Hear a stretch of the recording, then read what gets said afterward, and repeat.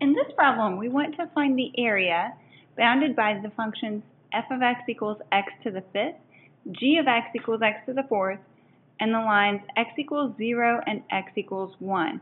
Now, interestingly, this is not even necessary to say because f and g both cross at 0 and at 1 already, because f of 0 equals 0, g of z equals 0, f of 1 equals 1, and g of 1 equals 1 also, so they could have just not said that.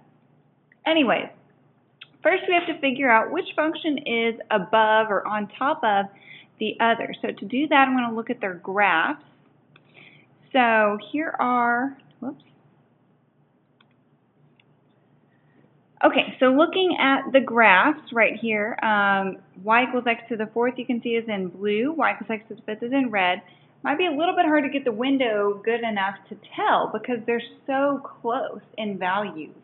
And if you can't tell, like obviously here y equals x to the fourth is above the fifth. But if you couldn't tell, you could always just plug in a number such as 0.5, plug in 0.5 into both x to the fourth and x to the fifth and see which one is on top. It's clear, at least to me, that they're not going to cross anywhere between 0 and 1.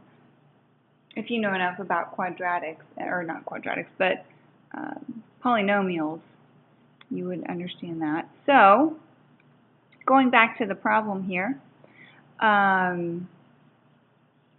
what do we say? X to the fourth is on top, that's the blue one, and it's to find the area between them, it's the top function minus the bottom function.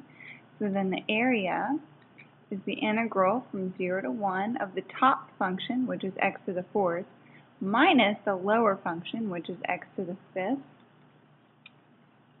Antiderivative of x to the fourth is 1/5 x to the fifth, and antiderivative of x to the fifth is 1/6 x to the sixth.